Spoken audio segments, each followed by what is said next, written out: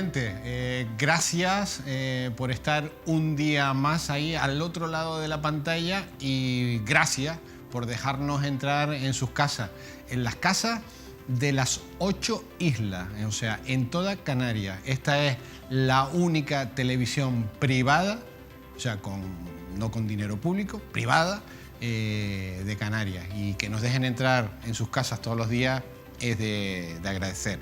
Bueno, también les recomiendo que en su móvil tengan la aplicación, la app, como se dice ahora, de Mírame Televisión, Mírame Canarias. Van a las aplicaciones, se bajan la aplicación y la tienen que tener en su móvil. ¿Por qué?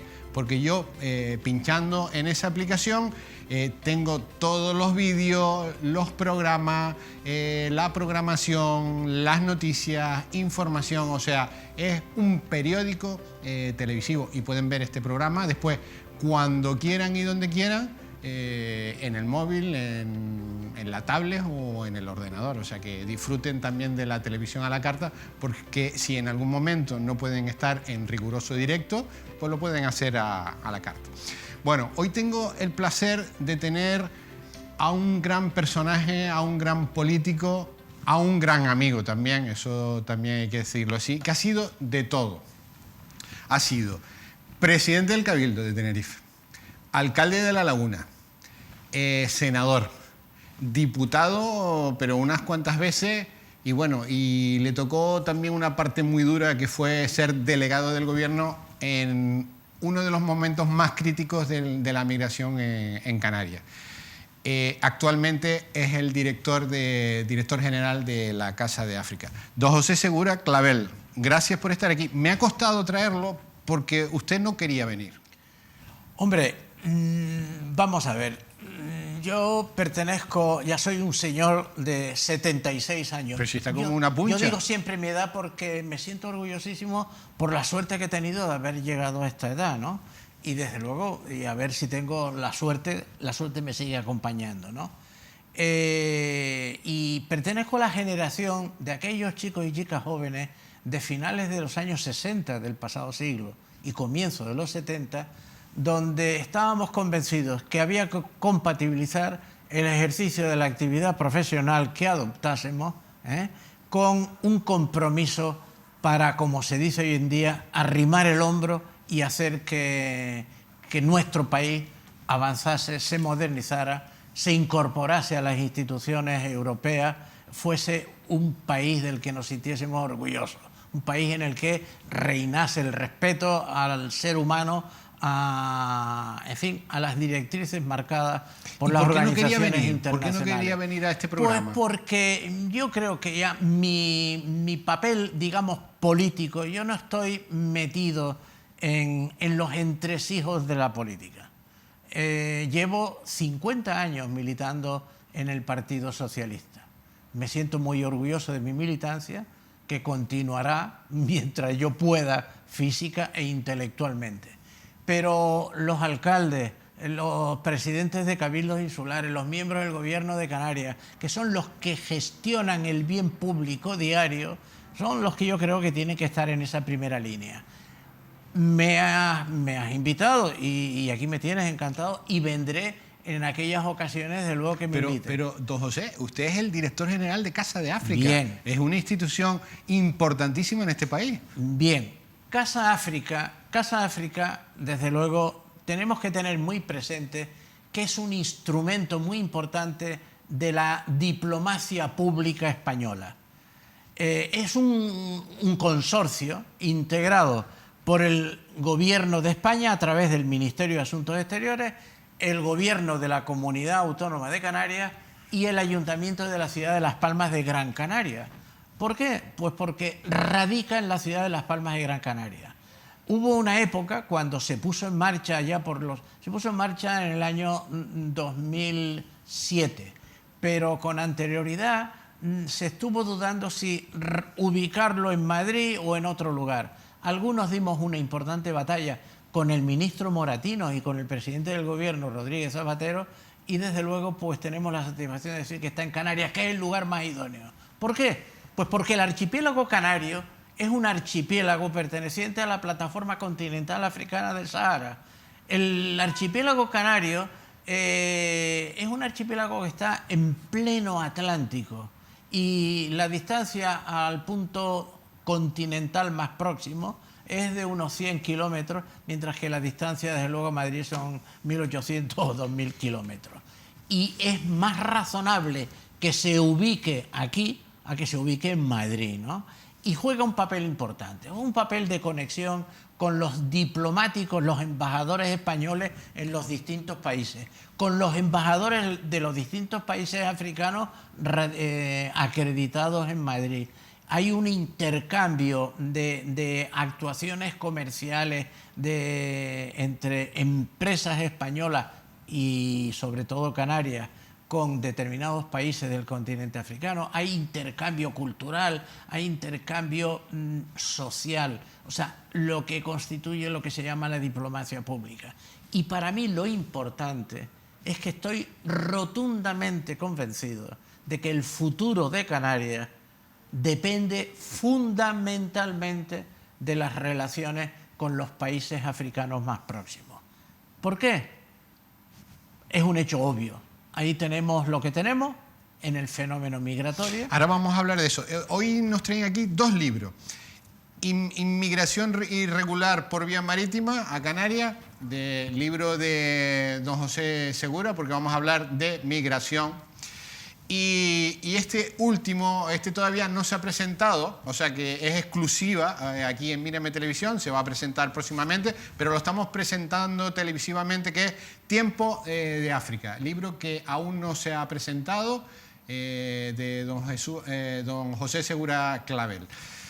Bueno, y vamos a hablar de esto. A ver, don José, usted vivió los momentos de migración más graves que se han producido en este archipiélago, usted siendo delegado del gobierno. Sin lugar a dudas. ¿Cómo lo resolvió?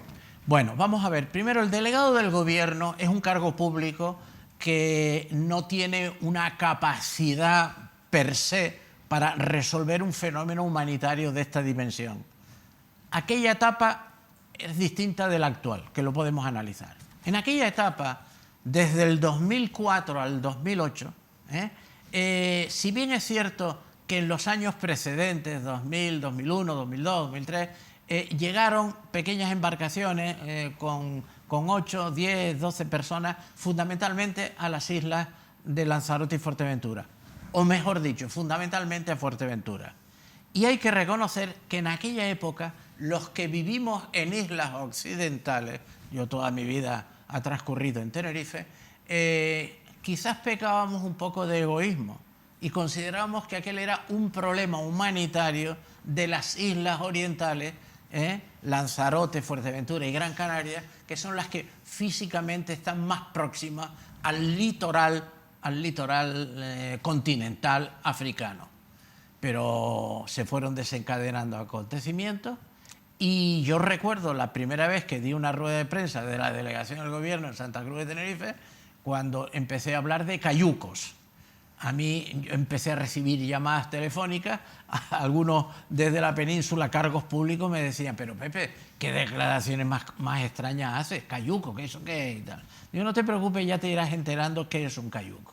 Un cayuco es una embarcación con unas características de movilidad y de navegabilidad excepcionales, ¿no? Y claro, cayucos pues son embarcaciones que personas de Marruecos, de Mauritania, del Senegal, de Gambia, etcétera, bueno, las utilizan familias que lo utilizan para pescar, ¿no? Para pescar. Pero bueno, la realidad social en esos países se fue desencadenando y a lo largo de 4 años, del 2004 al 2008, llegaron más de 72.000 personas. Repito, más de 72.000 personas. ¿Pero cómo lo resolviste? Bueno, ¿pero cómo llegaban? Llegaban a bordo de cayucos. Había cayucos que transportaban 150, 180 seres humanos. Pero ojo, también se dio un fenómeno que en estos 2 últimos años no se ha dado. Y es que, si me dejan un instante, llegaban a bordo de barcos cochambre, como digo yo. De barcos, desde luego... De barcos negreros. Acéptame que no utilice el Perfecto, término perfecto. barco negrero, retiro. sino barcos chatarra. Lo retiro. Barco correcto. chatarra. Es decir, un individuo que era dueño de un barco, que tenía 40 o 50 años, que navegaba entre dos puntos determinados del litoral, ¿no? Transportando mercancía, transportando bloques, piedra, material, el que sea, o fruta, y cuando ya ese barco no daba más juego, engañaba a 700 o 800 personas, les cobraba una determinada cantidad y les decía, te llevo a Europa, ¿no? Y llegaban, aquí está recogido en este libro, no voy a buscar la página correspondiente, pero barcos con 700 u 800 personas. Yo he querido contar todo esto en este libro, en efecto, Inmigración Irregular por Vía Marítima, como has mencionado tú, Canarias, una experiencia, y es la única publicación que ha habido, desde luego, donde se cuente qué ocurrió. Y me preguntaba, no es fácil contestar, ¿cómo se resolvía? Hombre, en aquella época se suscribieron convenios bilaterales entre España y Senegal, España y Gambia, España, Guinea, Conakry, España, Mauritania. Y se devolvían inmediatamente. Y el Ministerio del Interior, fruto de esos convenios, estaba en condiciones jurídicas para poder cumplir la orden judicial. Es decir, llegaban 180 personas al puerto de los Cristianos, o al de Arguineguín o cualquier otro. Subían al cantil del puerto, eran transportados por una embarcación del Servicio Marítimo de la Guardia Civil y pasaban a manos de Cruz Roja como organización no gubernamental y del Cuerpo Nacional de Policía. Oye, pues se les atendía, el que tuviese necesidad de atención médica, pues al centro hospitalario correspondiente, pero en 72 horas la brigada judicial de extranjería del Cuerpo Nacional de Policía emitía un informe. Ese informe se le entregaba al juez y el juez dictaba la resolución de que, como se trataba de una entrada ilegal, pues desde luego una entrada que no cumplía desde luego con el ordenamiento jurídico, significaba la repatriación, el retorno a su país de origen. Y tenía el Ministerio del Interior una compañía aérea contratada expresamente para eso.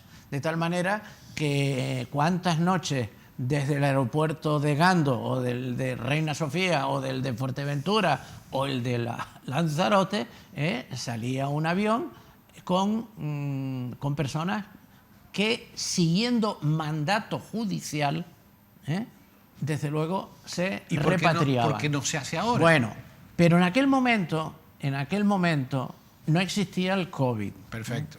En aquel momento los aeropuertos o las entradas en esos países no estaban, digamos, cerradas por los respectivos países. Esta etapa ha sido muy distinta. El fenómeno sanitario distorsionó por completo. Y además aquellos convenios bilaterales a los que yo he hecho referencia, pues esto es como los árboles, ¿no? Si no los plantas, evidente, no crece. Tú plantas un arbolito en el jardín de tu casa, ¿no? Oye, y al menos pues un par de veces a la semana tienes que regarlo, no se ha regado. Y esos convenios bilaterales requerían encuentros, es decir, regarlos durante... O sea que ahora no hay ni convenios bilaterales... Sí, pero claro, es que a partir del 2008, prácticamente, bueno, ya no llegaban personas, se habían y nos olvidamos de eso. Y la Administración General del Estado, digamos, se relajó. Y tanto se relajó que además se desataron acontecimientos muy graves en el Mediterráneo, y España, como miembro de la Unión Europea, tuvo que también arrimar el hombro y aportar soluciones. Y aquellos buques oceánicos que figuran aquí en fotografías de este barco, de este libro, los buques oceánicos de la Guardia Civil, cuyos nombres son el río Duero, el río Tajo o el río Segura, en fin, llevan nombres de ríos. Bueno, pues pasaron a prestar servicios en aguas internacionales, desde luego... ¿Y se repartieron esos migrantes o se devolvieron o se repartieron por Europa?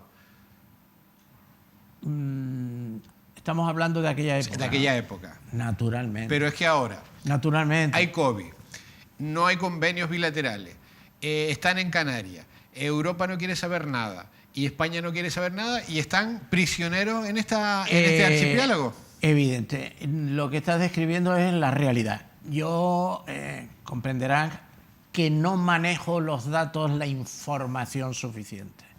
Pero sí que... Pero una cosa, José, ¿a usted lo ha llamado el delegado del gobierno actual? Yo he hablado con él muchas veces y sabe que cuenta conmigo y ha contado conmigo y le he asesorado y le apoyo. ¿Y él qué dice? Lo que pasa es que yo dije antes que el delegado del gobierno no es como el niño Jesús que puede hacer milagros, ¿no? Es decir, se debe al mandato judicial, ¿no? Y si el mandato judicial dice que estas personas tienen que ser repatriados a su país de origen, entonces hay que ejecutar eso. Pero si no hay aviones que lo podamos transportar, ¿Ni hay convenio? Porque esos convenios no se han remozado, no se han reactivado, o es más grave, pues porque Senegal, Mauritania, Guinea no dejan que aterrice ningún avión. Pero sí los dejan salir de allí, de sus países. No los dejan salir. Se escapan. Bueno, por cierto, hay una película que recomendamos y que la hemos visto tanto don José como yo este fin de semana, que ha ganado ciertos premios en los Goyas, que se llama Adu. Recomendamos que vean esa película, Adu, que es la historia de unos niños que recorren medio África hasta llegar a la frontera con Melilla. Espectacular, espectacular, desgarrador. A mí me parte el corazón. Yo recomiendo también que se vea esa película, que pone de manifiesto la cruda realidad del continente africano. Si bien es cierto que yo creo mucho en el continente africano. El continente africano hoy son 1.200 millones de seres humanos, y el continente africano va a ser en el siglo XXI el continente del desarrollo industrial, pero es que no lo duden. Vemos en esas películas o en vemos miserias, aldeas y tal. Eso va transformándose. No nos olvidemos que fundamentalmente los países africanos alcanzaron la independencia a mediados del siglo pasado. Hace 4 días. Anteayer, ¿no? Hace 4 días. Anteayer. Y todavía queda el resquemor. Pero hay mucha corrupción en esos países. Sí. Está en las venas, en la sangre. Pero corrupción política y corrupción de los ciudadanos, ¿eh? Sí, y en otros lugares del globo terráqueo, también, ¿verdad? También. Porque, digamos... También. Porque hermanitas de la caridad hay muy poquitas. Sí. Hay muy poquitas. Y corrupción política en el globo terráqueo, y transformaciones económicas y estructurales a lo largo y ancho del globo terráqueo. E Iberoamérica, desde luego podemos hablar mucho, y de Centroamérica, ¿no? Pero bueno, no se trata de eso. Se trata de ayudar. Se trata de ayudar. Y yo veo con mucha ilusión un crecimiento en África. Porque normalmente los ciudadanos no sabemos que, de la misma manera que los canarios estamos orgullosísimos de pertenecer, desde luego, a un archipiélago que es miembro del Estado español y de la Unión Europea, y la Unión Europea la integramos 600 millones de seres humanos, y qué poquitas cosas en común tenemos entre un país y otro. Bueno, 1.200 millones de seres humanos en el continente africano que han creado la Unión Africana, de lo que yo hablo extensamente en esta monografía, la Unión Africana. Es decir, 1.300 millones de seres humanos, 600 en Europa. En Europa tenemos la Unión Europea, en África la Unión Africana. En Europa tenemos unos niveles de confort tal, pero también desde el punto de vista humano una edad media bastante alta, ¿no? Bastante alta, de más de 60 y pico de años. Pero la edad media en el continente africano está alrededor de los 23, 24, 25 años. Tendremos que conjugar. El índice de crecimiento humano es espectacular en el continente africano y el índice de crecimiento poblacional en Europa es bajo, ¿no? África quiere la mano tendida de Europa. Pero Europa no la está tendiendo ahora. La va a tener que tender. La va a tener que tender. La va a tener que tender. Y por eso, ya que estamos hablando así metafóricamente, por eso estoy convencido de que a lo largo de este año 2021, se van a producir acontecimientos políticos entre Europa y África potentes. ¿Por qué lo digo? Primero, en el tema migratorio, la presidenta de la Comisión Europea, doña Ursula von der Leyen, allá por septiembre del año pasado, ya anunció que la Unión Europea iba a proponer a toda Europa un nuevo pacto migratorio y de asilo. Y en efecto, muy pocos días después, eso lo anunció en su primera comparecencia ante el Parlamento Europeo. Muy pocos días después, a continuación ya se publicó en el Boletín de las Comunidades Europeas. Y ese documento, desde Casa África, lo hemos venido estudiando con rigor. Yo particularmente veo que ese documento es mejorable, pero puede ser un paso al frente. Un pacto entre los 26 o 27 países miembros de la Unión Europea. Ese pacto implicará que el fenómeno migratorio ha de ser enfocado con globalidad. Yo que defiendo, y yo soy, un canario interesado en este tema. Como digo metafóricamente, además, para que todos nos entendamos, los cayucos, que yo sepa, y lo digo de broma, obviamente, no llegan a Logroño, ni a Valladolid, ni a Guadalajara, ni a París, ni a Bruselas, ni a Copenhague. Los cayucos, es decir, con seres humanos valientes que se juegan la vida en la mar, los cayucos zarpan de puntos del litoral del continente africano, y lo digo de nuevo, no llegan a los sitios que he mencionado, llegan a un lugar, al único lugar de la Unión Europea que se llama Archipiélago Canario. Luego, en el Archipiélago Canario somos testigos de un fenómeno humanitario que nos desgarra el corazón, que nos impacta y que queremos cooperar. Y queremos cooperar y le decimos a quienes están en condiciones de producir una cooperación potente, es la Unión Europea. Luego, en el proyecto de pacto migratorio hay que introducir un anexo final dedicado a la única zona de la Unión Europea donde se da ese fenómeno, el Archipiélago Canario, región ultraperiférica, recogida como tal en el Tratado de la Unión Europea y en el Tratado de Funcionamiento de la Unión Europea. Luego, el ser región ultraperiférica no es solo para tener una fiscalidad especial, para que no exista el IVA y desde luego tengamos el IGIC y así sucesivamente una serie de ventajas que nos reconocen, que no hay agua suficiente, que no hay energía suficiente, que no hay materia prima suficiente y por ello, desde luego, las distintas normas que han ido saliendo, impulsadas por el Gobierno de España, en cooperación con el Gobierno de la Comunidad Canaria y aprobadas por las instituciones comunitarias. Bueno, pues yo defiendo, desde luego, un anexo en ese pacto migratorio singular. Y yo estoy seguro que eso va a salir. ¿Y están en ello? Estamos en ello unos cuantos. Bueno. No sé quiénes son otros, no puede haber otros que no conozco yo, pero creo que es bastante razonable. Pero a eso añádele lo siguiente.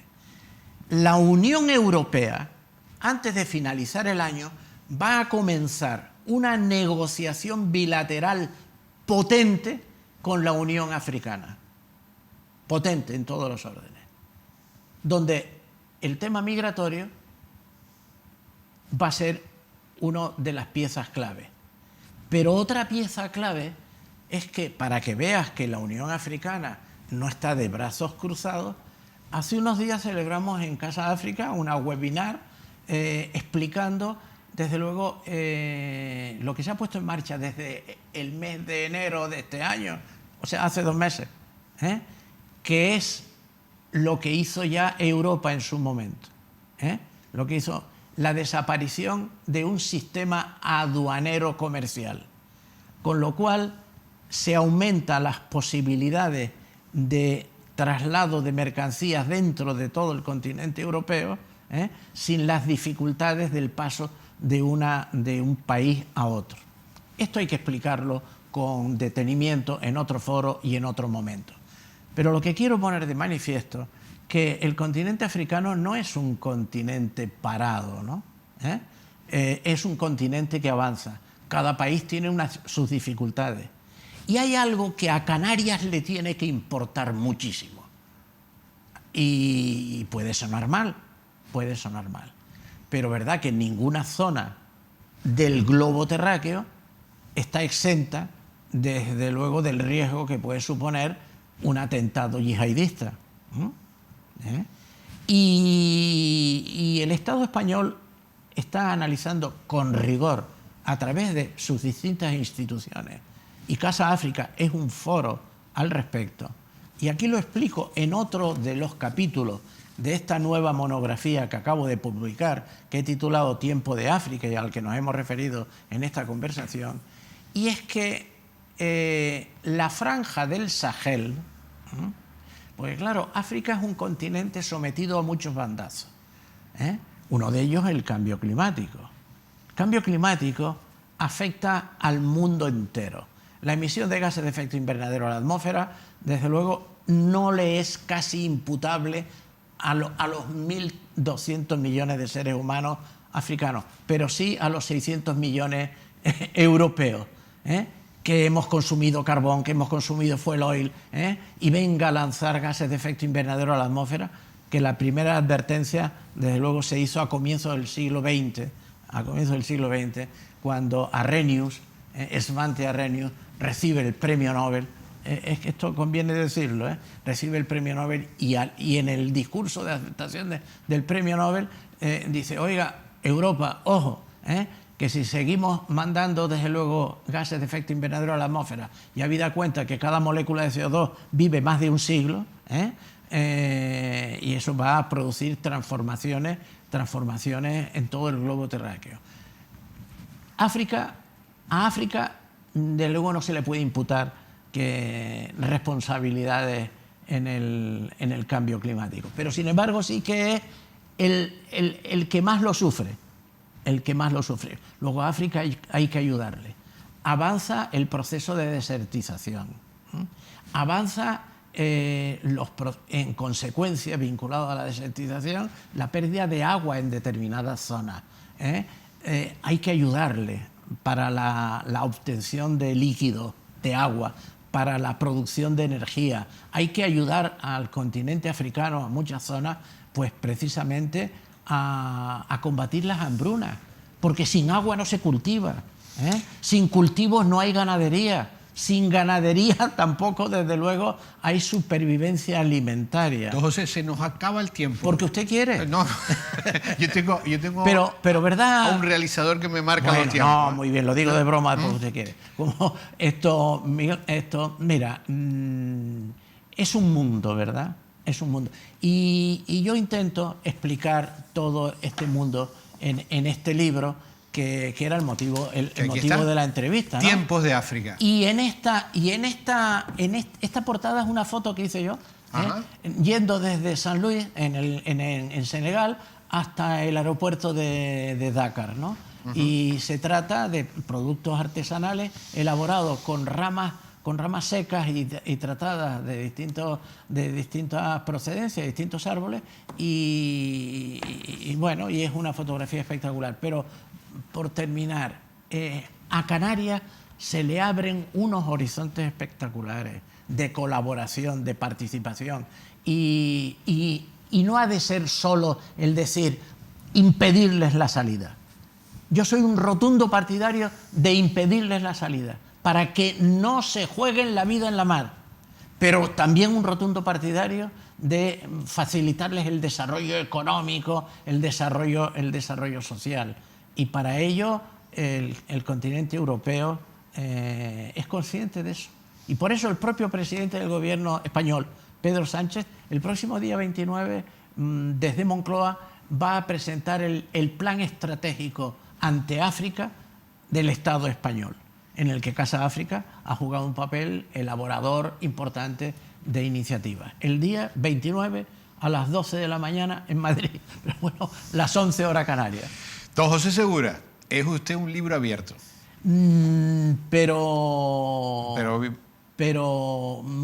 da placer. Pero muy a gusto. ¿Eh? Pero Miguel Ángel, y un último tema.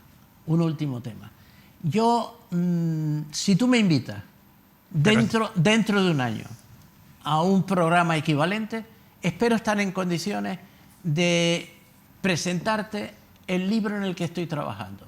Yo no soy un genio, no soy un científico relevante en modo alguno, soy un político curioso.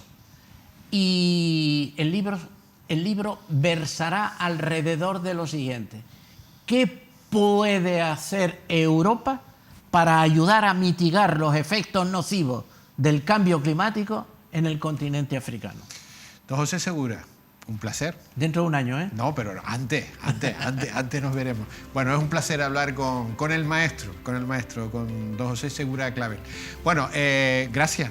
Gracias y gracias. Y además, gracias triple porque no quería venir y lo hemos traído a la fuerza, además. Sí, eso es verdad. Eso es verdad. Bueno, eso es verdad. Hacemos una pausa en el camino publicitariamente, que es importante, la publicidad, y hay que verla, porque ahí está la gente que cree en esta televisión privada. Volvemos enseguida.